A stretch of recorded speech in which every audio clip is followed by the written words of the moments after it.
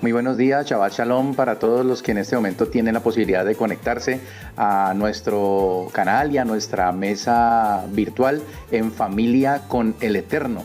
Les habla Ricardo Riveros y hoy es sábado 13 de diciembre del año 2025 y corresponde al día 23 de Kislev, mes décimo, del año 5786, de acuerdo con el cálculo de Hillel II, el calendario perpetuo de Hillel II, que fue creado por temas de la diáspora judía, ya que pues todo lo que se había establecido se estableció en torno al templo de Jerusalén y los tiempos eran manejados por los sacerdotes.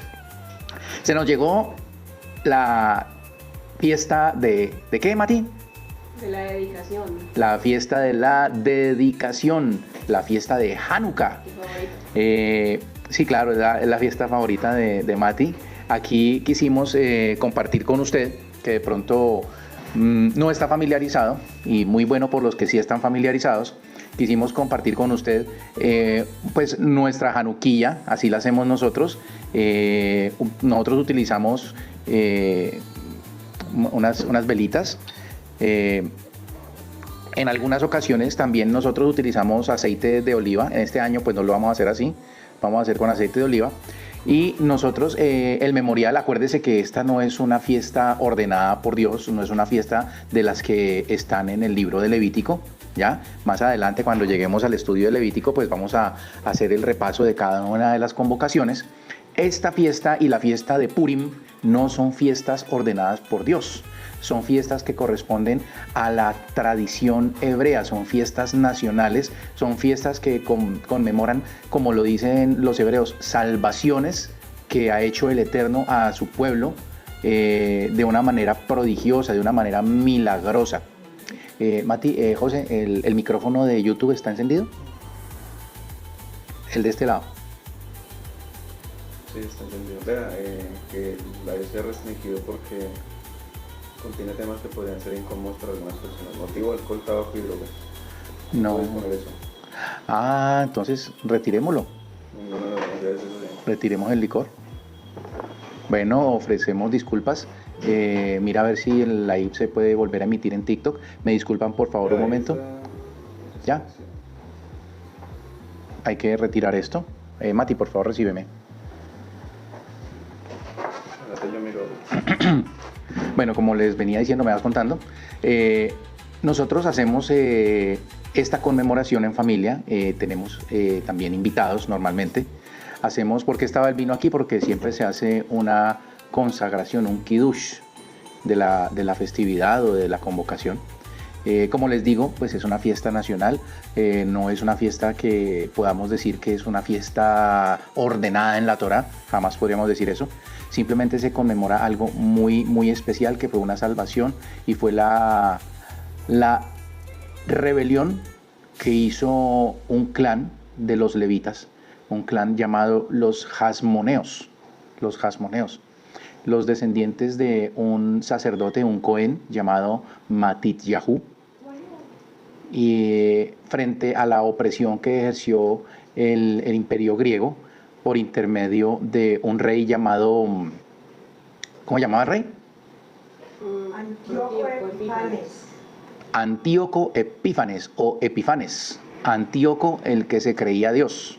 Así quedó reconocido en los libros de historia, en los registros, particularmente en el libro primero de los Macabeos, que es el libro que se lee en sus primeros 5 capítulos, básicamente, en la conmemoración de la fiesta de la dedicación. Quiero ir un poquito más rápido, la verdad yo hablo muy despacio, ustedes pues aquí en vivo me ven muy despacio, en los videos yo trato de editar la velocidad con la que hablo. Lo que pasa es que hablo despacio, primero porque es el modo mío, y segundo porque entiendo que hay muchas personas que necesitan ir masticando lo que se les va diciendo. El libro primero de los Macabeos nos menciona todo el marco sociocultural y geográfico, geopolítico que se estaba viviendo en ese momento. Estaba recién la conquista por parte de Alejandro Magno, Alejandro el Grande, Alejandro de Macedonia, estaba recién, y también estaba recién la muerte de Alejandro de Macedonia. Eso fue más o menos en el siglo II antes de la era común. El reino griego, al esparcirse, queda dividido en 4 subreinos, ¿ya? De los 4 generales más cercanos a Alejandro de Macedonia: Seleuco, Ptolomeo, Lisímaco y Casandro. Estos eran los 4 reyes en que se dividió, y corresponden también a una visión profética del profeta Daniel. Fíjese la época en que se desarrolla esto, ¿ya? Porque muchas de las visiones de Daniel las están queriendo traer al presente, diciendo que eso se cumple ahora. Por ejemplo, la abominación y la gran persecución y ¿cómo se llama eso? Sí, la aflicción, bueno, no recuerdo el término. La tribulación, la gran tribulación, la traen a estas épocas, y resulta que la gran tribulación fue en el año 70 con la destrucción del segundo templo por parte de Roma. Entonces, volvamos al tema. Se reparten el reino entre 4 generales, y una parte de ellas le toca a este rey como representante, al rey Antíoco, y este rey no gustaba de la etnia hebrea, de los judíos. No toleraba nada de lo que hacían los judíos, contrario a lo que pasaba con Alejandro. Alejandro le fascinaba el sincretismo, le fascinaba, a donde llegaba les decía: venga, les compartimos lo que nosotros hacemos, lo que nosotros estudiamos, lo que nosotros comemos, la ropa que nos ponemos, las costumbres que tenemos en cuanto al tema del cuidado del cuerpo, el ejercicio, las olimpiadas. Venga, les compartimos, y ustedes nos enseñan a nosotros todo lo que ustedes hacen. Y ese fue el gran éxito que tuvo Alejandro de Macedonia con todos los lugares donde él llegaba. Él no quería destruir, sino sincretizarse, unificar.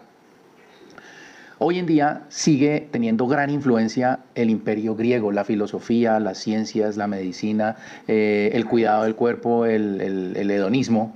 Todas esas cosas de los griegos siguen influyendo sobre nosotros hasta el día de hoy. Pero Antíoco, ofendido con los judíos, invadió de manera agresiva y prohibió el estudio de la Sagrada Torá, prohibió la circuncisión, porque los judíos tienen como señal del pacto abrahámico la circuncisión en sus niños y en todo extranjero que viviera con ellos, ¿ok? Según se le ordenó a Abraham. Entonces Antíoco dice: no, señores, aquí nadie se circuncida, y aquí nadie me estudia esos libros de ustedes que son sagrados, y aquí nadie me guarda el sábado, ¿ya? Entonces, pues muchos judíos estaban ya prácticamente sincretizados, ya se vestían como griegos, tenían aspecto de griegos, porque la cultura griega era muy atractiva, ¿ya? Mejor dicho, así como Latinoamérica se ha americanizado con todo lo que vende Hollywood, más o menos así pasaba en esa época con lo que hacían los griegos. Conquistaron a través de los sentidos. Por eso es que usted tiene que tener mucho cuidado en obedecerle a los sentidos, a las emociones. ¿Ok? Entonces, nosotros, ¿qué hacemos en el memorial de Hanukkah? Durante 8 días, a partir del día 25 de Kislev. Pero Ricardo, es que hoy es 23 y mañana es 24, ¿usted por qué va a empezar mañana? Muy sencillo, el 25 de Kislev, según el calendario de Hillel, comienza mañana a la puesta del sol.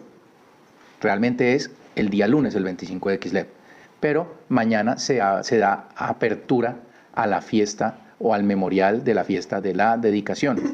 Yeshua, nuestro maestro, el rey que estamos esperando que establezca su reino, participó de la fiesta de la dedicación.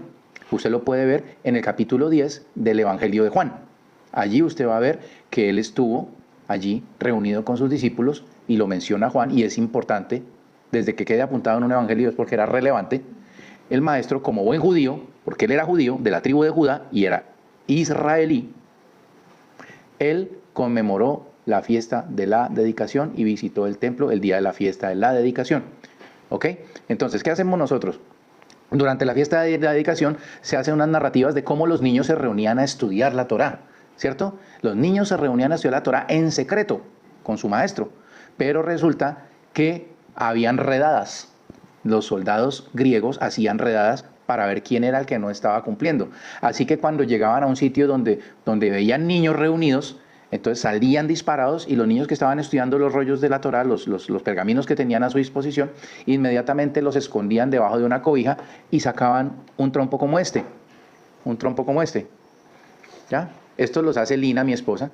Cuando quieran, voy a poner en la descripción de esta parashá, voy a poner un enlace al Pinterest de mi esposa para que ustedes vean cómo se fabrican estos dreidel tan bonitos. Los voy a poner un poquito más cerca. Estos son decorativos, estos no son para jugar. Estos son decorativos. Y estos son los dreidel o sebibón con los que se juega en la fiesta. Entonces, ¿qué hacían los niños? Los niños sacaban la pirinola. Esto es una pirinola. Usted conoce como colombiano una pirinola, no sé cómo la llaman en otros países.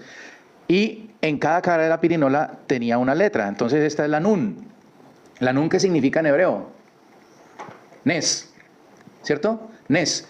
Y la palabra hebrea nes significa en español milagro, milagro. Enseguida vemos una letra que es la gimel, que significa, ¿qué palabra hebrea empieza con la gimel? Gadol. Gadol, grande. Gadol, grande. ¿Esta es la letra? Hey. La letra hey. Hey. Hayá. La palabra hayá ocurrió. Y está la letra, Shin. mi letra predilecta, la shin. La shin. Sham. Sham. Allá. Entonces, Nes, Gadol, Hayá, Sham. Y cuando estás jugando con este sebibón, con esta pirinola, cada letra tiene un significado en el juego. ¿Y qué juegas? Pues los que nos reunimos en casa, a cada uno se le entregan determinado número de moneditas. Este año hemos tomado la decisión que van a ser 7 moneditas para cada participante.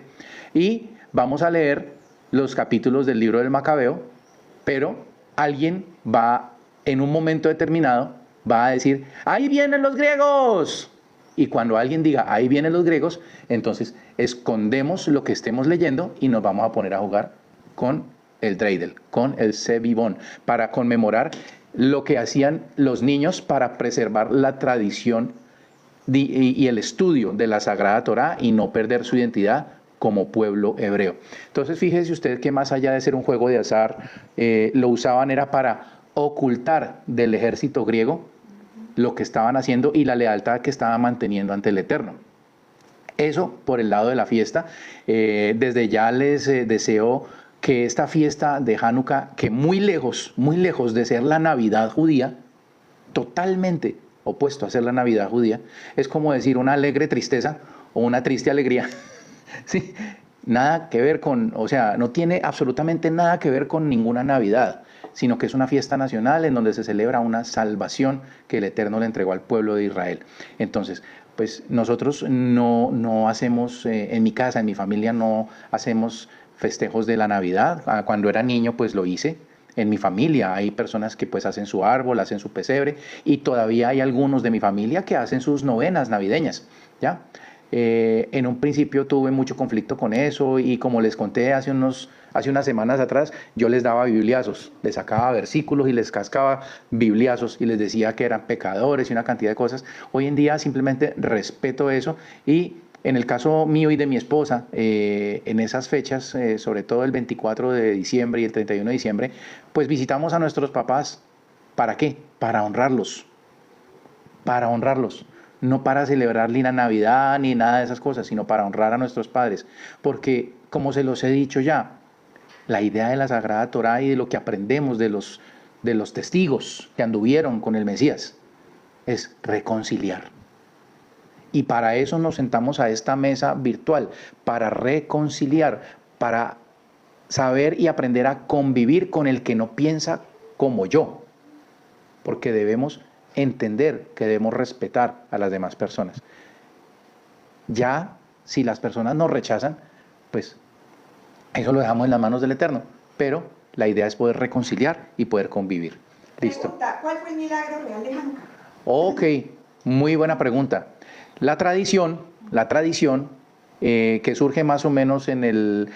Permítame que yo por aquí tengo una investigación. Ya les digo. Y esto se me... Permítame un segundo. Les voy a leer algo bien interesante. Y gracias, amor, por tocar el tema. La verdad no lo iba a abordar, pero, Importante que sepan. pero es bien importante. ¿Cuál fue el milagro de Hanukkah?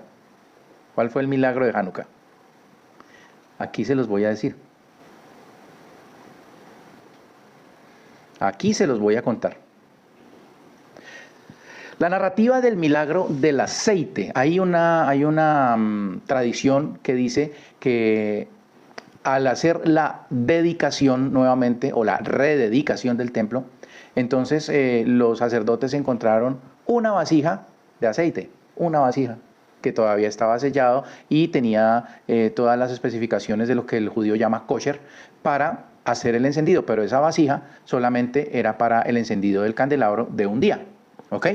Eso lo han transmitido de forma rabínica. Les voy a mencionar con lujo de detalles de dónde viene esa narrativa. La narrativa del milagro del aceite, donde una pequeña vasija de aceite consagrado, suficiente para un día, arde milagrosamente durante 8 días en la menorá del templo, es el relato central que define la esencia religiosa de Hanukkah para la civilización hebrea. Sin embargo, desde una perspectiva histórico-documental, las evidencias presentan un cuadro complejo y revelador sobre la evolución de la tradición. Número 1. Evidencia documental. Ausencia en las fuentes más antiguas. El relato del milagro del aceite no aparece en los textos históricos más cercanos a los eventos del siglo II antes de la era común, lo que usted muy seguramente conoce como la era de antes de Cristo. La principal fuente, el libro de los Macabeos, escrito hacia el año 100 antes de la era común, probablemente en hebreo, narra la purificación del templo y la institución de la festividad por 8 días, pero menciona únicamente una celebración similar a Sukkot, fiesta de las cabañas, y eso es bien importante, porque aquí hay algo que tal vez aún los que han estudiado Torah por mucho tiempo no sepan.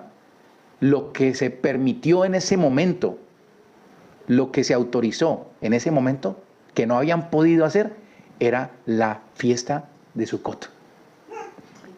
Hanukkah es un Sukkot fuera de tiempo. Póngale pues cuidado. Que no se había podido celebrar durante la guerra. No hay mención alguna a un milagro con el aceite. ¿Quién de ustedes aquí en la mesa sabía que eso fue un Sukkot? No. ¿Usted lo sabía? ¿No lo sabía? Ya lo sabe. Esa conmemoración de Hanukkah fue un Sukkot fuera de tiempo porque durante el tiempo que estuvieron en guerra se vieron abocados a no celebrar la fiesta de las cabañas. El segundo libro de los Macabeos, escrito en griego posiblemente en la misma época, aunque más enfocado en lo milagroso, tampoco menciona el episodio del aceite. Describe la purificación y cómo Yehudá el Macabeo y sus seguidores ofrecieron sacrificios con gozo y encendieron lámparas. La razón para los 8 días es nuevamente la emulación de Sukkot.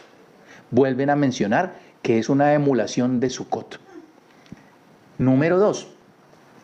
Aparición tardía en la tradición rabínica. La primera y única fuente que registra el milagro del aceite es el Talmud de Babilonia, en el tratado Shabbat 21b, compilado alrededor del siglo V o VI después de la era común, 600 años después, casi 700 años después.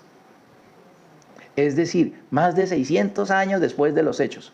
Allí se relata. Cuando los griegos entraron en el templo, contaminaron todos los aceites. Y cuando la dinastía Hasmonea los derrotó, buscaron y encontraron solo una vasija de aceite con el sello del sumo sacerdote que contenía suficiente para un solo día. Ocurrió un milagro y encendieron la menorá con él. Y esta duró encendida durante 8 días. Este relato aparece en un contexto de discusión legal sobre las leyes de las luminarias de Hanukkah, no como una crónica histórica. 3. Análisis de las posibles motivaciones para el desarrollo de la leyenda. Los estudiosos proponen varias razones para el surgimiento de esta tradición siglos después. Despolitización de la festividad.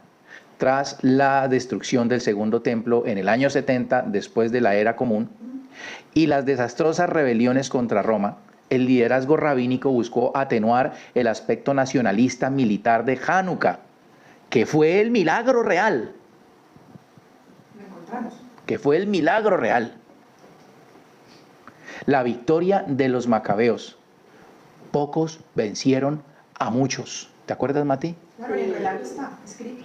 Pocos vencieron a muchos. Ese es el verdadero relato de un milagro, en donde un grupo de sacerdotes hasmoneos vencen al ejército que en ese momento era la potencia mundial. Fíjese cómo la historia tiende a repetirse. El que lo entendió, lo entendió. ¿Ok? Para no provocar a las autoridades romanas. Se inventaron el milagro del aceite para no provocar a las autoridades romanas, diciendo que siendo pocos podían vencerlos. Ojo con eso. Un milagro espiritual, el aceite, desplazó el foco del relato de una victoria militar, la rebelión. Esto transformó a Hanukkah de una celebración de independencia política a una de dedicación y fe divina. Interesante. Siguiente, supremacía rabínica versus sacerdotal. Los hasmoneos, macabeos, eran una familia sacerdotal que luego asumió el trono real, algo que no estaba establecido en el orden que había dado Moisés en los libros de la Torá, particularmente en el libro de Levítico.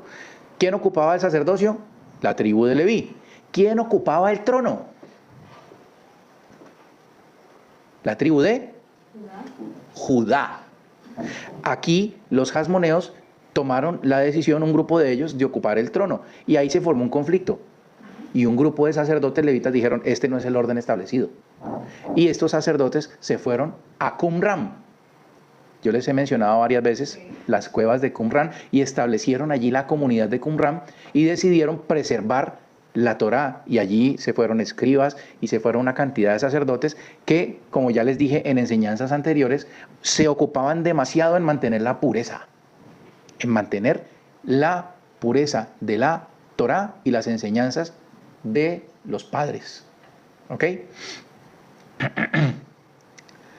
Una fusión de poderes que parte del establecimiento fariseo, predecesor del rabinismo, vio con recelo.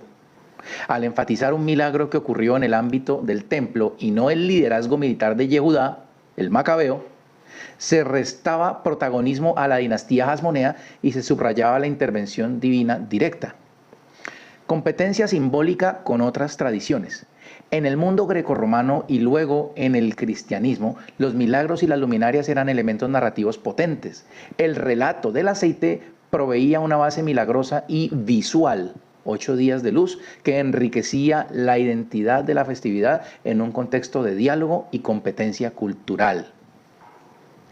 Entonces, como conclusión, el milagro como construcción identitaria. Desde el punto de vista del método histórico crítico, no existen evidencias contemporáneas a los hechos que respaldan el milagro del aceite como tal.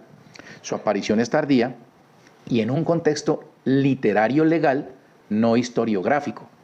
Sin embargo, para comprender la civilización hebrea, es crucial entender que la evidencia para ella no reside únicamente en la corroboración documental inmediata, sino en la función que el relato cumple en la memoria y la identidad colectivas. El milagro del aceite no es un hecho histórico en el sentido moderno, sino un arquetipo poderoso que condensó el significado de Hanukkah para las generaciones posteriores. La idea de que una pequeña chispa de pureza y fe protegida y consagrada puede triunfar sobre una inmensa oscuridad de asimilación y opresión sostenida milagrosamente por una fuerza superior. Por lo tanto, la respuesta es dual. Evidencia histórica directa no existe. El relato es una elaboración tardía. Evidencia cultural teológica es fundamental. El milagro es el núcleo que durante siglos ha transmitido el mensaje central de Hanukkah sobre la resistencia espiritual, la dedicación y la intervención divina en favor de la preservación cultural. Es la evidencia de un pueblo que eligió recordar su supervivencia no solo como una hazaña militar, sino como un prodigio de luz. ¿Ok? Importante, ¿no? Importante. Nunca entienda Hanukkah como la Navidad judía. No tiene nada que ver. Ya, pues este espacio realmente, aquí paramos el tema de la fiesta de la dedicación de Hanukkah. Muy probablemente esta semana, en alguno de los 8 días, hagamos un en vivo para transmitir algo un poco más, pero pienso yo que es bien relevante, y te agradezco, amor, por haber hecho la pregunta, porque muchas personas no entienden bien la conmemoración del milagro de Hanukkah, que fue en el que pocos vencieron a muchos y lograron sacar los ídolos y purificar y dedicar nuevamente el templo de Jerusalén, donde se habían sacrificado cerdos y se había puesto estatuas de Zeus. Eso había pasado en el templo, y estos señores griegos, pues los soldados al mando de este rey tirano habían asesinado bastantes personas. ¿Ok? Entonces, este espacio es el espacio de Shabbat en la mañana, y corresponde a la lectura y estudio de la porción semanal de la Parashá. Entonces vamos a darle continuidad a esto. Vamos a darle continuidad, y vamos a mencionar que para este día la lectura de la Torah corresponde a la porción número 9, llamada Vayeshev o Vayeshev. No soy muy bueno pronunciando el hebreo, pero la traducción significa y se estableció. Venimos hablando de quién? De Jacob, De Jacob. su familia. La semana pasada terminamos leyendo los descendientes de Jacob y Esaú, y cómo ellos, al final de la vida de su padre, Isaac, se reúnen y lo sepultan, y que Isaac se reúne con sus ancestros. Esta semana vemos como un hombre que recibe un título después de hacer una carrera enfrenta una terrible prueba. Una terrible prueba. Tal vez la prueba más dura que puede uno experimentar. La semana pasada hablábamos de la reconciliación de dos hermanos. Como un hermano que sabía que lo estaban esperando para acabar con su vida, su mismo hermano, como este hermano confía en la promesa del Eterno y en la orden del Eterno, que le dijo: regresa a tu tierra y allá te establecerás. Y él, sabiendo que lo van a asesinar y que vienen sus mensajeros que había él enviado adelante, y vienen de regreso y le dicen: vimos a tu hermano y viene con 400 hombres. Con 400 hombres. Con 400 hombres. La palabra mavet, muerte, mavet en hebreo, su número es 400. El número de esa palabra, las letras hebreas son números, y la sumatoria de las letras de mavet es 400. Este hermano, a pesar de eso, prepara 9 regalos. Los contamos la semana pasada. Y los envía a su hermano con el propósito de apaciguarlo. Y les decía yo que quiera el Eterno que usted pueda poner en práctica esto, si es su caso, que su hermano no lo quiere ni ver. Pero apartándonos ya de lo que se estudió la semana pasada, nos damos cuenta que entramos en una porción muy parecida. Porque en esta porción vamos a ver a 10 hermanos queriendo matar a uno. A 10 hermanos queriendo matar a un hermano. ¿Y por qué querían matarlo? Porque hubo errores desde varios puntos de vista.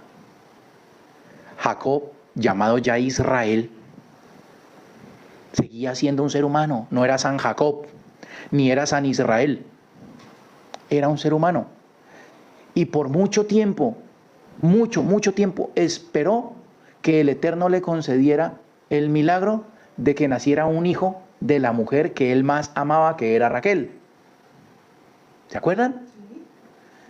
Y Raquel tiene su hijo después de que ya le han nacido 10 muchachitos.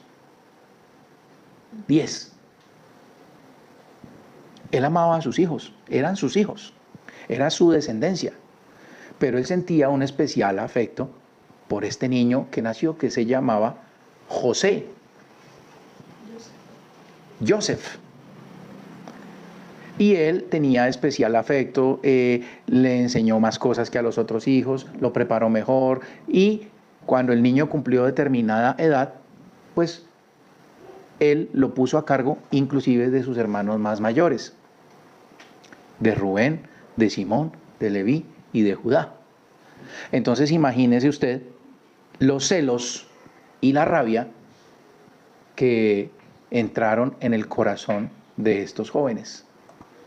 ¿Se acuerdan que les he dicho yo que son la ira, la rabia, los celos? ¿Se acuerdan que les he dicho que son? Sí. ¿Qué son? La marca de la bestia. Son características. Ojo, son características. No son la marca de la bestia. Son características que posee la marca de la bestia. Pero aparte de eso, Mati me contestó lo que yo quería escuchar. ¿Qué son, Mati? Espíritus de impureza. Espíritus de impureza. La ira, la rabia, los celos, la envidia. Son espíritus de impureza. En la tradición hebrea existe un gráfico, solo un gráfico, no es una imagen ni es algo a lo que se deba rendir culto, para los que de pronto se confunden con eso. Existe un gráfico que se llama las 10 sefirot. Las 10 sefirot son las 10 emanaciones, que realmente no son 10 emanaciones, sino que son 13. Realmente son 13. Lo que pasa es que hay 3 arriba, que son las del mundo superior, las del mundo de Atzilut. Y esas 10 sefirot, para tomar las que corresponden a este árbol de las 10 sefirot, estas 10 emanaciones tienen su contraparte en algo que se llama el otro lado, el Sitrei Ajra, en hebreo. Entonces, están esplendor, está Geburá, la mano izquierda, Gesed en la mano derecha, ¿ok? Y ahí para abajo son las emanaciones del carácter del Eterno. Pero resulta que estas 10 sefirot tienen su contraparte en el, como dirían en lenguaje de Star Wars, en el lado oscuro. Hay un esplendor de la maldad. Ese lo vemos ¿en dónde? Ese lo vemos claramente en el mensaje a la congregación de Pérgamo. Los que leen Revelaciones y quieren ir a ver el mensaje a la iglesia de Pérgamo, allí dice: yo sé dónde moras, donde está el trono del Satán. Ahí hay un tiferet, un esplendor, pero un esplendor de la maldad. ¿Ok? Geburá, rigor, tiene un lado bueno y tiene un lado de la maldad. Gesed tiene un lado bueno, pero tiene un lado en la maldad, en donde, por ejemplo, una cosa es ser compasivo y otra cosa es ser demasiado permisivo y laxo, que no es bueno, para que nos vayamos entendiendo. Entonces, esto que estaban sintiendo los hermanos de José, siendo la descendencia del pueblo sagrado, siendo la descendencia de Abraham, siendo parte de la promesa, estaban experimentando impurezas. Impurezas que los llevaron a cometer uno de los más aberrantes crímenes que se puede cometer. ¿Quién cometió un crimen similar en el pasado de la historia? Caín. Caín. ¿Qué fue lo que pasó con Caín? Pues que le dio piedra, se llenó de ira, porque el Eterno vio con agrado el sacrificio de Abel. Entonces se fue contra él y lo mató. Entonces estaba repitiendo la historia. ¿Ok? Eso fue lo que sucedió con los hijos de Jacob. ¿Qué pasa? 17 años de prueba para ese pobre hombre, que le desaparecen a su hijo y 10 hermanos se ponen de acuerdo para mentirle y decirle: mire, encontramos esta túnica, esa no era la de mi hermano, y como era la túnica de los colores, Y eso también tiene un significado a nivel Sod. Esta no es la túnica, y la untaron de sangre. Y fueron y se la llevaron al viejo. Y él se puso a llorar. Y durante 17 años guardó el duelo por su hijo. Porque no lo lograba superar. No lo lograba superar. Entonces, vamos a darle lectura. Voy a ir un poco rápido porque pues ya llevo 35 minutos más o menos. Llevo ya casi 40 minutos. Entonces, vamos a empezar. Jacob se asentó en el área donde vivió su padre en la tierra de Canaán. Y esta es la descendencia de Jacob. José a la edad de 17 años apacentaba el ganado con sus hermanos. El muchacho estaba con los hijos de Bilha y con los hijos de Silpa, mujeres de su padre. José llevaba a su padre malos informes de ellos.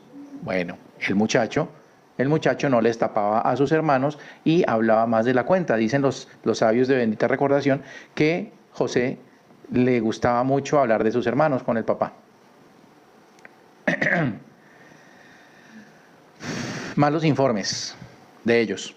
Israel amaba a José más que a todos sus hijos, porque era hijo de su ancianidad, y le hizo una túnica de lana fina.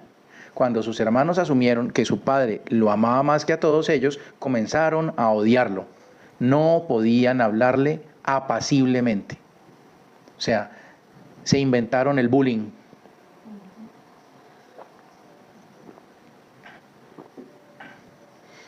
Y de repeso, como para quedar mejor, José empezó a tener sueños.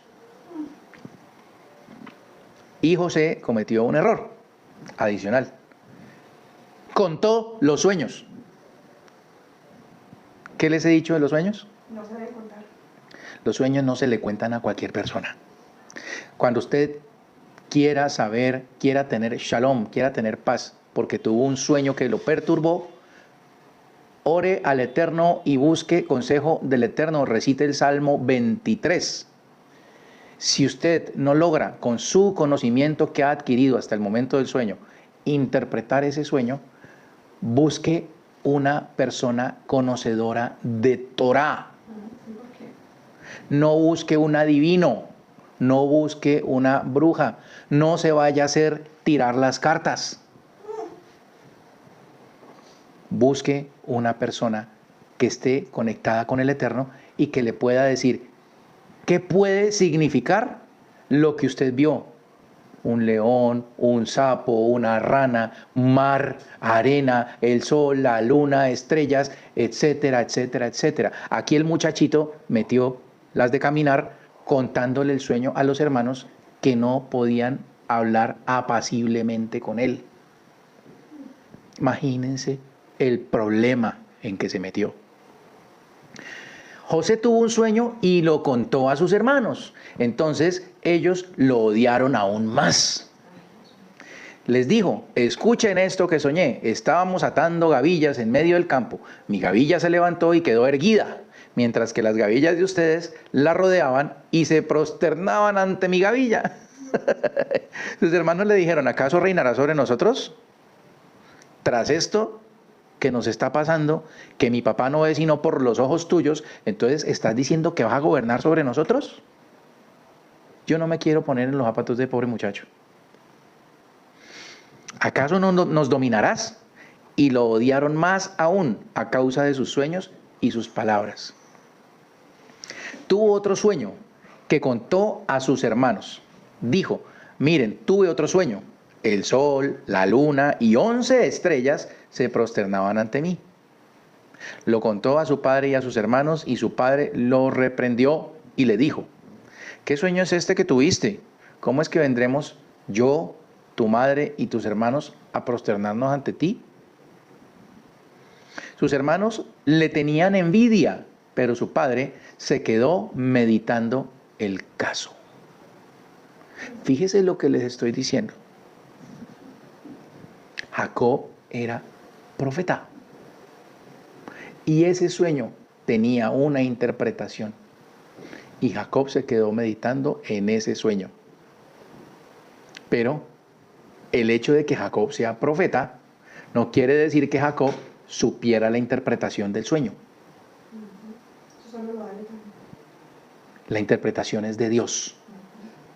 Por eso, antes de ir a buscar un jajam, un rabino, un moré, un maestro de Torah, que usted considere que sea maestro de Torah, antes de eso usted debe orar. Y usted debe rogarle al Eterno que le dé la interpretación de su sueño. Porque es del Eterno la interpretación del sueño.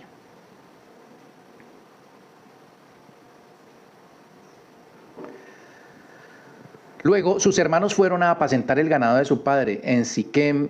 Dijo Israel a José: ¿no están apacentando tus hermanos en Siquem? Ven, te enviaré hacia ellos. Estoy dispuesto, respondió. Le dijo: por favor, anda y fíjate si tus hermanos y el ganado están bien. Tráeme un informe. Tráeme un informe. Lo envió desde el valle de Hebrón. Llegó a Siquem. Un hombre lo descubrió confundido en el campo y le preguntó: ¿qué estás buscando? Estoy buscando a mis hermanos, respondió José. Dime, por favor, ¿dónde están apacentando? Amor, póngate a cargo allí. Le dijo: se fueron de aquí, pues los oí decir, vamos a Dotán. José fue tras sus hermanos y los encontró en Dotán. Lo vieron a lo lejos y antes de que llegara, tramaron asesinarlo. O sea, imagínese usted qué debe estar en el corazón de una persona, qué proceso se ha tenido que llevar y cuánto tiempo se ha tomado. Ya José tenía 17 años. Para que ya ellos no pensaran simplemente en darle una golpiza, que digamos, entre comillas, no es aprobable, pero sucede entre hermanos, se pegan, se golpean, que es asqueroso también, no estoy de acuerdo con eso, pero ellos no pensaban en golpearlo, ellos estaban pensando en eliminarlo, en matarlo, en quitarlo de en medio. Terrible, ¿no? Terrible. Pensaban matarlo. Uno le dijo al otro, adivinen quién. Uno le dijo al otro, ¿quiénes se acuerdan? Les dije la semana pasada que hacían cortocircuito. Leví y Simeón. Leví y Simeón. Uno le dijo al otro, ahí viene el soñador. Ahora matémoslo y tirémoslo en una cisterna. Diremos que una bestia feroz lo devoró. Imagínense cómo estos dos hermanos, al juntarse, tramaban cosas asquerosas. Tramaban cosas terribles. O sea, cuando la maldad haya su complemento. Veremos qué será de sus sueños. Veremos qué será de sus sueños. Rubén lo escuchó y trató de salvar a José. No lo matemos, propuso. Además les planteó Rubén, no derramen sangre, échenlo en esta cisterna en el desierto, pero no pongan la mano sobre él, para salvarlo y retornarlo a su padre de nuevo. Cuando José alcanzó a sus hermanos, lo despojaron de su túnica, la túnica de lana fina que vestía. Lo tomaron y lo arrojaron a la cisterna. La cisterna estaba vacía, no tenía agua. Luego se sentaron a comer pan, levantaron la vista y vieron una caravana de ismaelitas que venían de Gilead, cuyos camellos transportaban especias, bálsamos y aristoloquía, que llevaban a Egipto. Entonces dijo Judá a sus hermanos, ¿qué beneficio tendremos de matar a nuestro hermano y encubrir su sangre? Vamos, vendámoslo a los ismaelitas y no pongamos nuestra mano sobre él, porque es nuestro hermano, nuestra misma carne. Y sus hermanos lo escucharon. Oh, queridísimo Yehudá, vendámoslo. Vendámoslo.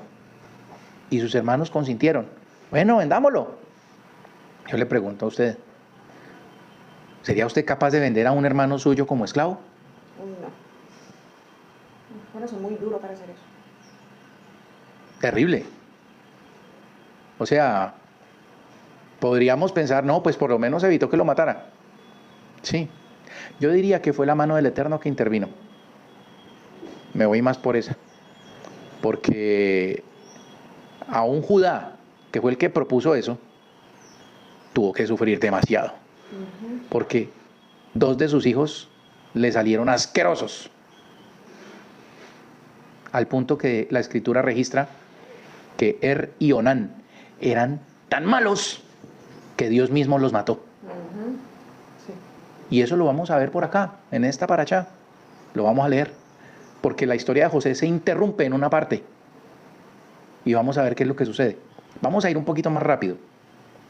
La verdad es que me gusta más que leer, que usted se conecte y que la escritura tome vida delante de sus ojos. Por eso no leo tan nada y dele, porque no haríamos nada. Y ese es el método que yo uso aquí en la mesa con estos jóvenes y con mi esposa. Y eso es lo que quiero transmitirle, quiero dejarle como legado. Por eso le pido paciencia, porque sí, ya son las 18 minutos, ya se va a completar 1 hora. Entonces sigamos. Pasaron unos mercaderes, bueno, aquí ya vamos mirando. Pasaron unos mercaderes madianitas, sacaron a José alzándolo de la cisterna y vendieron a José a los ismaelitas por 20 monedas de plata. Estos llevaron a José a Egipto. Cuando Rubén retornó a la cisterna, resulta que José ya no estaba. Entonces rasgó sus vestimentas y tornándose hacia sus hermanos les dijo: el muchacho no está, ¿y yo? ¿A dónde iré yo? ¿Y por qué dice Rubén eso? Pues porque él era el primogénito. El responsable de sus hermanos era él. A él le iban a demandar razón y sobre él podía venir tremenda maldición. Y era el temor que él tenía. Tomaron la túnica de José, degollaron un macho cabrío y remojaron la túnica en la sangre. Luego enviaron la túnica de lana fina y fue llevada ante su padre. ¿Encontramos esto?, dijeron. Reconoce por favor si es o no la túnica de tu hijo. La reconoció y dijo: la túnica de mi hijo. Alguna bestia feroz lo habrá devorado. Seguro, José fue despedazado. Jacob rasgó sus vestimentas, se vistió de luto e hizo duelo por mucho tiempo por su hijo. Todos sus hijos y todas sus hijas se levantaron para consolarlo, pero él se negó. Dijo: descenderé a la sepultura enlutado por mi hijo. Su padre lloró por él. Entretanto, los madianitas lo vendieron en Egipto a Potifar, oficial del faraón, maestro de matarifes. Por aquel tiempo, y aquí paramos, ¿no? Aquí para ese relato. O sea, lo vendieron a Potifar, oficial del faraón, que era maestro de matarifes. Aquí nos transportamos a lo de Judá. ¿Qué fue lo que pasó con Judá? Por aquel tiempo Judá se separó de sus hermanos, se apartó y se dirigió a la tierra de un hombre llamado Adulam. Perdón, un hombre no llamado Adulam, a la tierra de un hombre que quedaba en Adulam, cuyo nombre era Hirá. Así se llamaba el hombre, Hirá. Allí Judá vio a la hija de un comerciante llamado Shua. Se casó y cohabitó con ella. Ella concibió y tuvo un hijo y él lo llamó Er. Concibió otra vez y tuvo un hijo y ella lo llamó Onán. Y volvió a concebir y tuvo un hijo y ella lo llamó Shelah. Fue en Kesib que lo dio a luz. Judá tomó una esposa para Er, su primogénito, cuyo nombre era Tamar. El primogénito de Judá, era malo a los ojos del Eterno y el Eterno le causó la muerte. Imagínense cómo era de malo el tipo. El mismo Dios se encargó de él y lo mató. Entonces Judá le dijo a Onán: cásate con la mujer de tu hermano y cumple con ella el deber del levirato. En la antigüedad se practicaba que si el hombre casado moría y no dejaba descendencia, su hermano que le seguía debía tomar la mujer y embarazarla. Y esos hijos figurarían como hijos del difunto para perpetuar su memoria. Fíjese lo importante que es traer hijos a este mundo.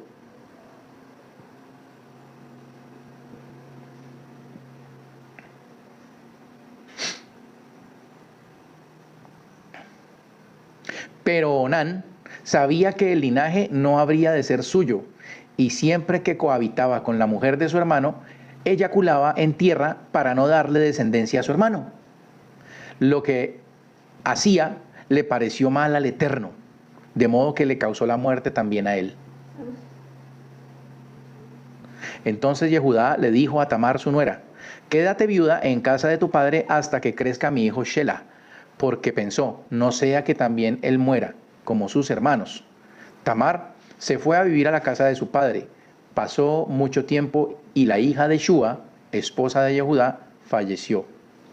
Y Yehudá halló consuelo y ascendió a Timná. Junto con su socio irá a supervisar a los esquiladores de su ganado, y le avisaron a Tamar diciendo: tu suegro está ascendiendo a Timná a esquilar sus ovejas. Entonces, Judá quedó viudo. Su esposa se murió. Muy seguramente murió de pena moral, porque le murieron los dos muchachos. Y usted sabe, usted que es mamá, usted sabe que por malo que sea su hijo, que por abominable que sea su hijo, sigue siendo su hijo. Y la mamá defiende a su niño. Es una natural, es naturaleza. Es algo natural. Pensaría yo que la señora murió de pena moral. Le avisaron a Tamar diciendo: tu suegro está ascendiendo a Timná a esquilar sus ovejas. Entonces ella se quitó las vestimentas de su viudez, se tapó con el velo, se cubrió y se sentó en la bifurcación que está en el camino a Timná, porque notó que Shelah ya estaba maduro, y sin embargo no la habían presentado a él para matrimonio. Al verla Yehudá, creyó que era una prostituta porque tenía la cara cubierta. Entonces se desvió hacia ella en el camino y le dijo: por favor, déjame estar contigo. Él no sabía que era su nuera. ¿Qué me darás por estar conmigo?, planteó ella. Te enviaré una cría de las cabras del rebaño, respondió él. Solo si me entregas algo en garantía hasta que me la mandes, replicó ella. Y él respondió: ¿qué garantía puedo darte? Y ella dijo: dame tu sello, tu manto y el bastón que tienes en tu mano. Se los dio, cohabitó con ella y la dejó embarazada. Ella se levantó, se fue, se quitó el velo y se vistió las ropas de su viudez. Y Yehudá envió la cría de cabra por mano de su amigo, el adulamita, para recobrar la garantía que tenía la mujer, pero no la halló. Preguntó en aquel lugar: ¿dónde está aquella prostituta que estaba en la bifurcación del camino? Y ellos respondieron: aquí no ha habido ninguna prostituta. Así volvió a lo de Yehudá y dijo: no la hallé. Y también los hombres del lugar dijeron que allí no ha estado ninguna prostituta. Dijo Yehudá: que se los quede, para que no seamos humillados.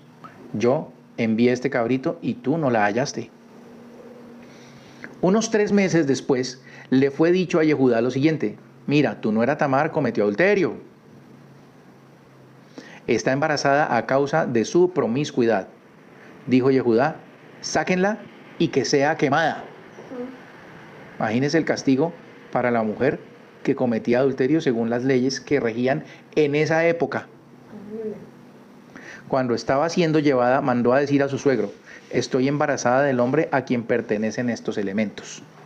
Y agregó: por favor, reconoce de quién es este sello, este manto y el bastón. Judá lo reconoció y dijo: tiene razón, es mío, porque no le di a Shelah mi hijo. Y no continuó intimando con ella, nunca más volvió a tocarla. Cuando llegó el momento de dar a luz, había mellizos en su vientre. En el alumbramiento, uno sacó la mano. La partera tomó un hilo rojo y se lo ató diciendo: este salió primero. Pero luego retiró su mano y salió su hermano. Y ella dijo: ¿cuánta fuerza hiciste para imponerte? Peretz. Y por eso le puso ese nombre. Y después salió su hermano, el que tenía en la mano el hilo rojo, y lo llamó Seraj, que significa brillo.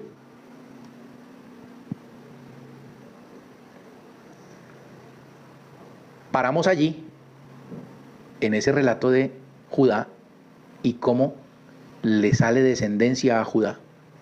Y volvemos aquí, a donde está José, en Egipto, en Avaris.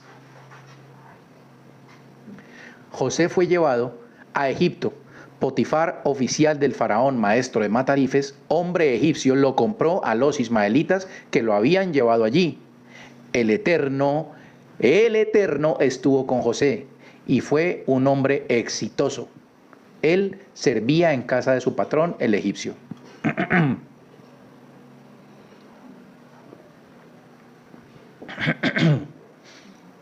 Su patrón vio que el Eterno estaba con él y que el Eterno hacía prosperar todo lo que él hacía. José agradaba y lo atendía. Lo dejó entonces a cargo del manejo de su casa. Todo cuanto tenía lo puso en mano de él. Y desde el momento en que lo puso a cargo de su casa y de toda su hacienda, el Eterno bendijo la casa del egipcio gracias a José. Y la bendición del Eterno se cristalizaba en todo lo que él tenía, tanto en casa como en el campo. Dejó todos sus asuntos en manos de José. Se desentendió por completo de todo, excepto del pan que él mismo comía. José tenía buena figura y una hermosa cara. El muchacho era lindo, era hermoso el pelado, y era un hombre de unos entre 17 y 20 años, corpulento, musculoso, pelo bonito, ojos bonitos, cari bonito. Después de estos eventos, la mujer de su amo puso sus ojos en José y le propuso: acuéstate conmigo, por favor. Pero él se negó argumentando: mi amo se desentendió por completo de mis actividades en la casa y todos sus asuntos los puso a mi cargo. En esta casa nadie tiene más poder que yo. Él no me ha prohibido nada, excepto a ti, porque eres su esposa. ¿Cómo he de hacer esta gran maldad y pecar contra el Eterno? No contra Potifar. No contra Potifar.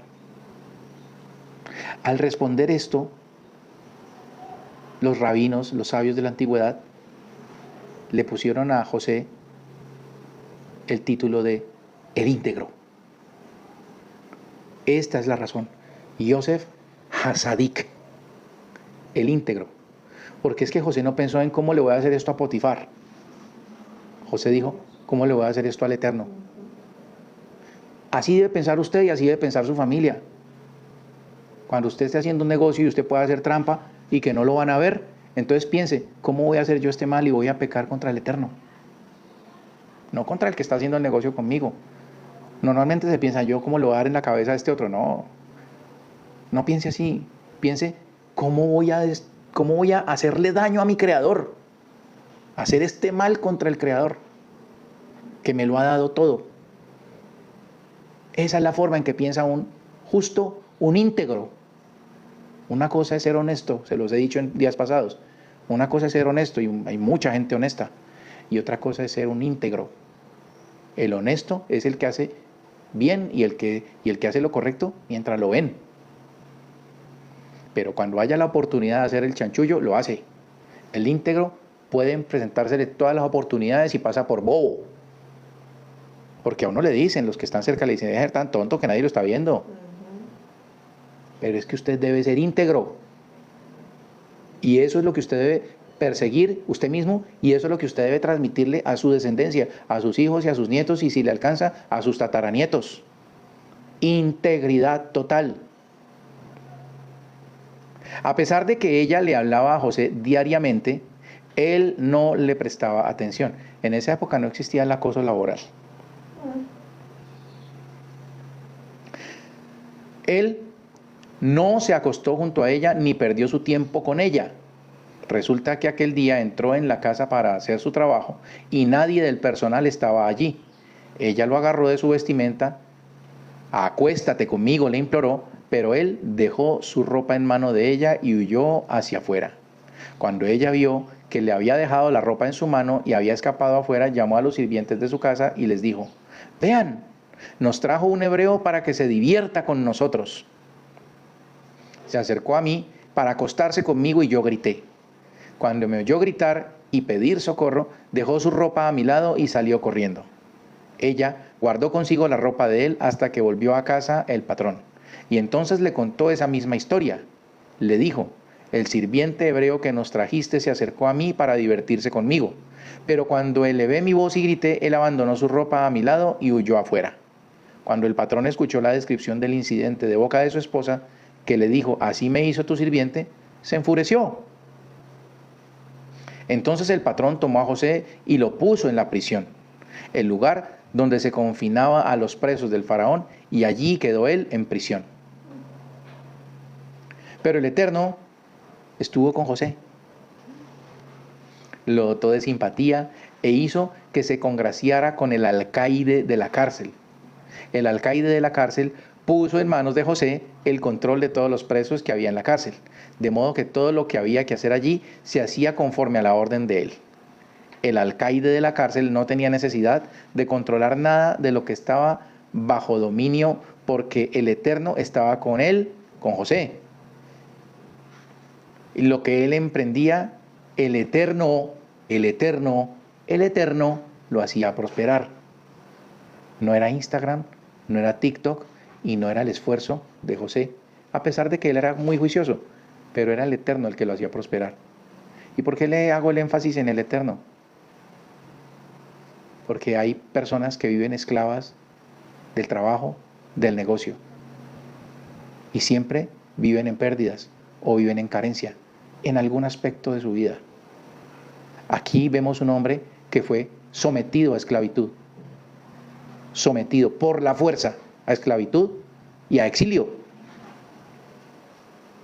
Esclavitud y exilio son dos tipos de muerte según los sabios del pueblo hebreo. Esclavitud y exilio, dos tipos de muerte recibió José, doblemente asesinado, además del odio de sus hermanos. Pero todo lo que él hacía prosperaba. Lo tiraron a un hoyo.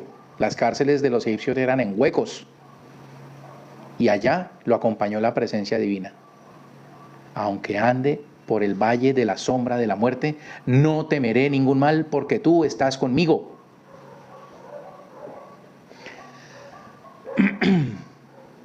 Luego, el maestro copero y el maestro de panaderos del faraón de Egipto transgredieron contra su amo, el faraón de Egipto. El faraón se enojó contra sus dos oficiales, el maestro de coperos y el maestro de panaderos, y los incluyó en la guardia y los recluyó en la guardia de la casa del maestro de Matarifes, en la prisión, donde estaba confinado José. El maestro de Matarifes encargó a José que estuviese con ellos y él los atendía. Estuvieron 1 año en prisión. Ambos tuvieron un sueño, ambos. El copero y el panadero del faraón de Egipto, que estaban confinados en la cárcel, tuvieron su sueño en la misma noche. Cada cual era un simbolismo a descifrar. Por la mañana, José se acercó a ellos, los observó y notó que estaban turbados. Y les preguntó a los oficiales del faraón, que estaban con él en la prisión de la casa de su amo: ¿por qué se ven tan turbados hoy? Y le respondieron: tuvimos un sueño y no hay quien lo interprete. Solo del Eterno son las interpretaciones, le respondió José, y les dijo: por favor, cuéntemelo. Entonces el maestro de coperos le contó su sueño a José y le dijo: estando yo en mi sueño, vi una vid delante de mí. En la vid había 3 sarmientos, y ella como que floreció, surgieron sus agaracejos, y sus racimos produjeron uvas maduras, y yo tenía la copa del faraón en mi mano. Tomé las uvas y las exprimí en la copa del faraón, y puse la copa en la mano del faraón. Entonces José le dijo: esta es su interpretación. Los 3 sarmientos equivalen a 3 días. Dentro de 3 días el faraón te tendrá en cuenta y te restituirá en tu puesto. Y pondrás la copa del faraón en su mano, como solías hacer antes cuando eras su copero. Cuando las cosas te vayan bien, recuerda por favor mencionarme ante el faraón. Quizás puedas sacarme de este lugar.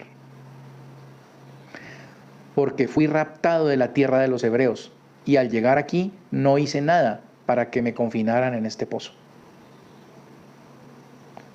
Cuando el maestro de panaderos notó que José era capaz de interpretar bien, le dijo a José: también yo soñé.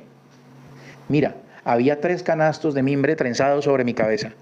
En el canasto superior había toda especie de manjares para el faraón, productos artesanales de panadería, y las aves los comían del canasto que estaba en mi cabeza.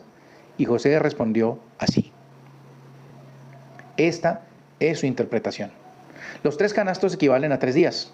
Dentro de 3 días levantará el faraón tu cabeza de sobre ti y te colgará en un árbol. Y las aves comerán tu carne. Resulta que al tercer día, que era el cumpleaños del faraón, hizo una fiesta para todos sus sirvientes y contó al maestro de coperos y al maestro de panaderos entre sus sirvientes. Restituyó al maestro de coperos a su oficio de copero, y él sirvió la copa en mano del faraón. En cambio, al maestro de los panaderos lo colgó, tal como les había interpretado José. Pero el maestro de coperos no se acordó de José, sino que se olvidó de él. Quiero hacer algo particular hoy, porque hasta aquí llega la lectura de la porción. Pero quiero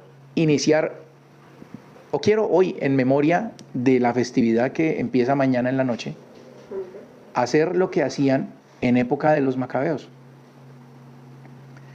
¿Qué se estableció en la época de los macabeos? ¿Qué se leía? Porque estaba prohibida la Torá. ¿Qué se leía? Se leían los profetas. Y después de la revuelta macabea, queda establecido que después de la lectura de la porción semanal, se lee la Haftará. En estos meses que he estado acompañándolos, en ninguna de las ocasiones les he leído la Haftará, pero hoy quiero leerla, porque es la porción que durante el tiempo de la opresión de Antíoco estudiaba el pueblo hebreo, la Haftará. Ese es el origen de la Haftará. La Haftará para esta parashá está en el libro de el profeta Amós, capítulo 2, del verso 6 hasta el capítulo 3, verso 8.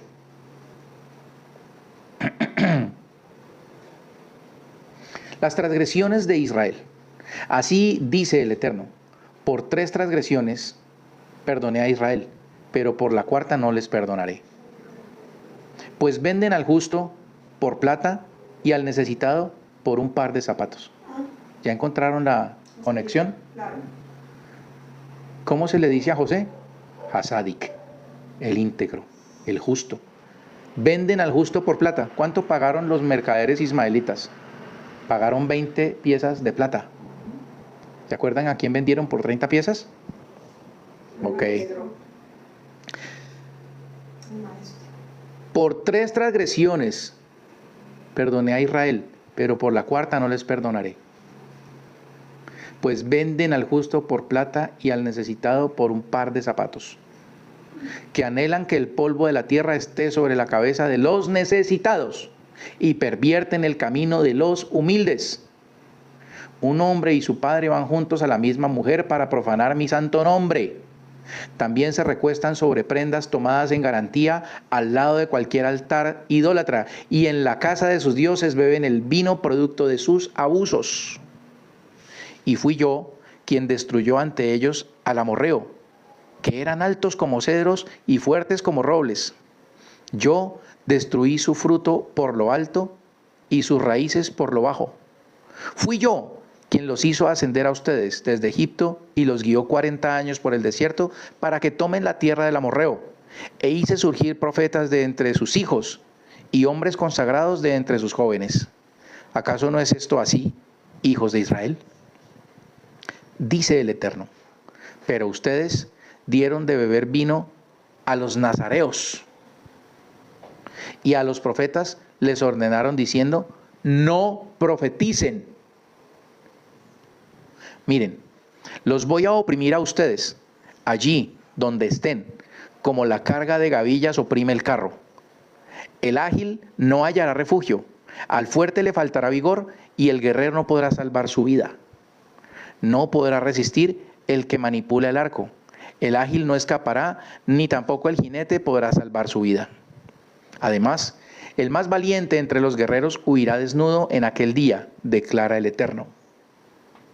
Escuchen esta palabra que el Eterno ha pronunciado respecto de ustedes, israelitas, respecto de toda la nación que traje de la tierra de Egipto, diciendo: solo a ustedes he amado de entre todas las familias de la tierra. Por eso los castigaré por todas sus transgresiones.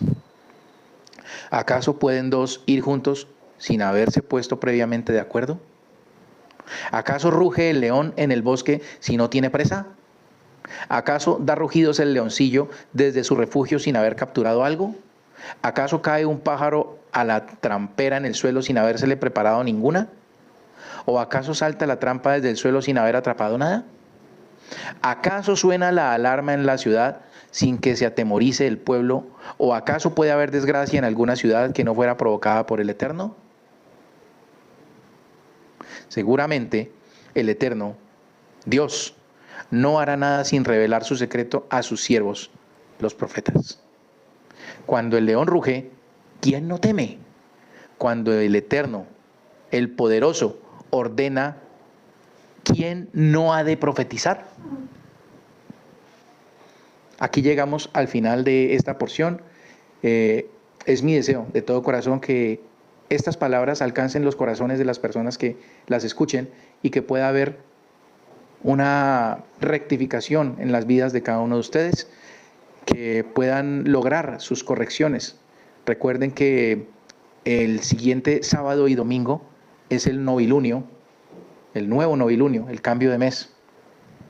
Si mal no recuerdo, empieza Tevet creo. Es el mes de Tevet. Y el masal que le corresponde es Gedi, Capricornio. Hay una corrección hermosa en Capricornio. Hay una corrección muy linda en Capricornio. Voy a leerles algunas cositas. Gedi es la cabra expiatoria. Significa cabra, Gedi. Representa la ambición redimida. El Capricornio, su elemento es tierra. Es demasiado materialista. Y su carácter es frialdad. O sea, es una persona, el Capricornio normalmente es difícil ver si está contento, enojado o triste. No expresa absolutamente nada. Por eso se le habla de que la frialdad es su característica. Ambición redimida, la estructura sagrada y el ascenso perseverante. Su símbolo es la cabra expiatoria que carga con los pecados al desierto y la cabra que escala montañas inaccesibles. La letra, la Ain. La Ain tiene un valor numérico de 70.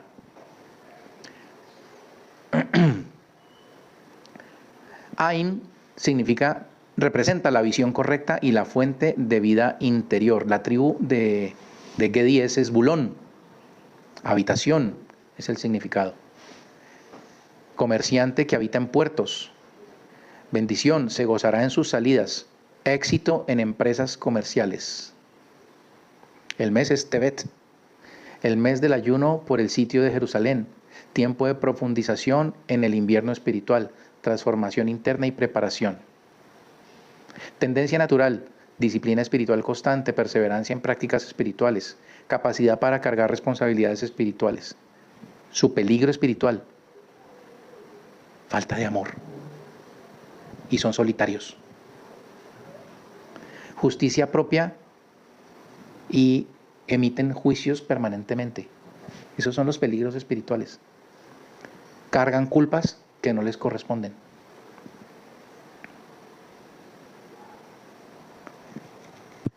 Área emocional. La tendencia natural, emociones contenidas y controladas. Gran sentido del deber y responsabilidad. Paciencia emocional notable. El peligro emocional, la frialdad emocional, pesimismo y autocrítica excesiva, frustración consigo mismo y otros, El Gedi es un juez terrible, pero al que más duro le da es a él mismo. Al que más duro juzga es a él.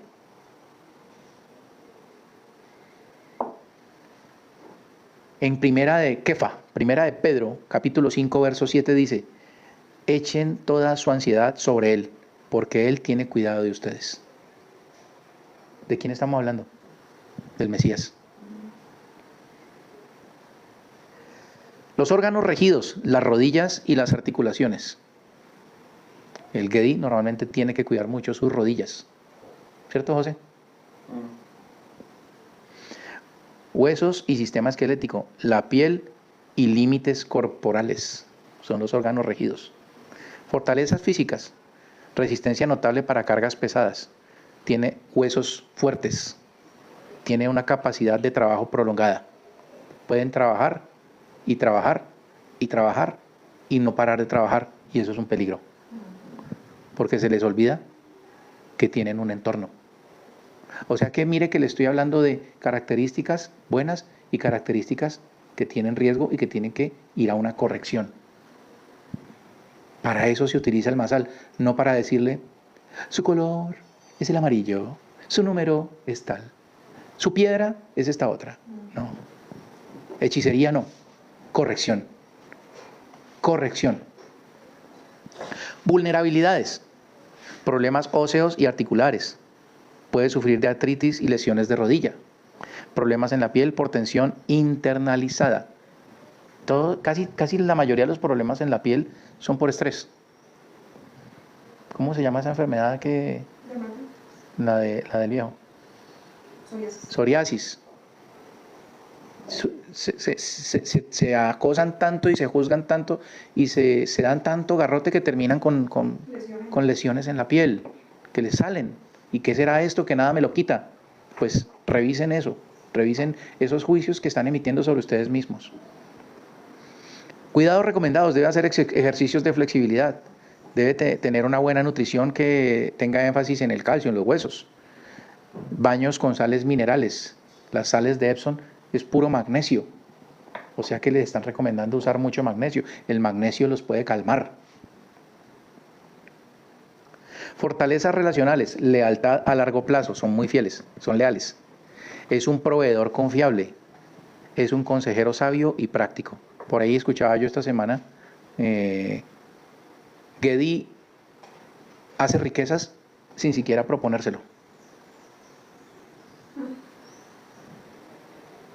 Y a veces la corrección que hay que hacer es que no idolatren las riquezas, que no idolatren el dinero. El Gedi, por ser su elemento tierra, el Gedi se vuelve codicioso. Y Gedi tiene una corrección muy grande. Normalmente son tacaños. Normalmente son miserables. Y esa es una corrección que tiene que hacer el Gedi. El dinero no es un fin. El dinero es un medio. Es importante que usted entienda eso. Usted que es de ese masal, de Gedi, de Capricornio. El Gedi tiene desafíos relacionales. Una distancia emocional. O sea, por más que uno le pregunte, son pero cerrados. ¿Qué le pasa? No. Pero se le ve en la cara, no tengo nada. Distancia emocional, excesivamente crítico con familiares. Le encanta darle garrote a los hermanos y a la familia, al papá y a la mamá. Dificultad excesiva para expresar afecto. No es fácil que un Gedi sea afectuoso, que abrace. Yo me muero por abrazar. A mí me encanta abrazar. El Gedi no es así. El Gedi es, como les digo, ¿cómo es que se llama el de los increíbles? ¿Frozono? Fríos como un berraco. Y eso tienen que trabajarlo los de Gedi. El Tikkun, la corrección relacional. Vístanse pues como escogidos de Dios, santos y amados, de entrañable misericordia, de benignidad, de humildad, de mansedumbre y de paciencia. Gedi tiene que hacer una corrección grande en paciencia. Eso está escrito en Colosenses capítulo 3, verso 12. Los señores de Gedi deben intentar orientarse hacia la administración, las finanzas, la ingeniería, la construcción, derecho, planificación y ocupar puestos de dirección. Una fortaleza vocacional de los Gedi es que tienen visión a largo plazo. Son demasiado disciplinados, inmensamente disciplinados, y son totalmente confiables.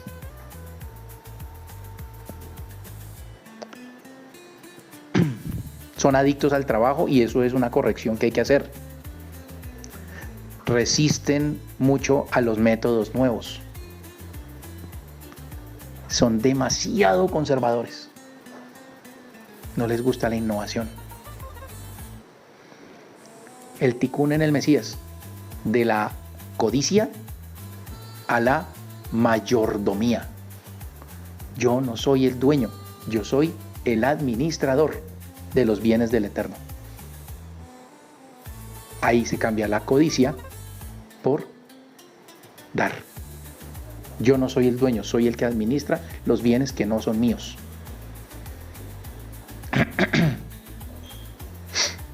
Ver los logros como mayordomía y no como posesión personal. Usar la disciplina para el reino, no para autoexaltarse. Deben redimir la estructura en gracia. Mi poder se perfecciona en la debilidad. Aprender que la verdadera estructura es la gracia. Convierten la carga en descanso. Aprenden a cargar yugos ligeros. Descansar en la obra consumada del verdadero Cordero. Vayan mirando su corrección los que son del Masal de Gedi, y no solo los que son del Masal de Gedi, o sea, los nacidos entre el 22 de diciembre y el 22 de enero, creo que es, o según el calendario hebreo. Usted puede mirar aquí en el calendario hebreo la conversión para que usted vea realmente en qué mes hebreo nació, porque el calendario hebreo tiene 13 meses, mientras que el calendario romano o gregoriano tiene 12. Entonces usted debe hacer la conversión y usted ver en qué mes realmente nació. Y asimismo usted puede orar. Todo esto que le digo, hágalo con oración, con plegaria, para que usted pueda tomar ese mapa de ruta trazado en las estrellas, en las señales de las estrellas, para que usted pueda asimismo entender cuál es la corrección que usted debe hacer. No siendo más, me despido. Les envío un abrazo muy fuerte, un Shabbat Shalom, un Hag Hanukkah Sameach, y nos vemos la siguiente semana. Bendiciones.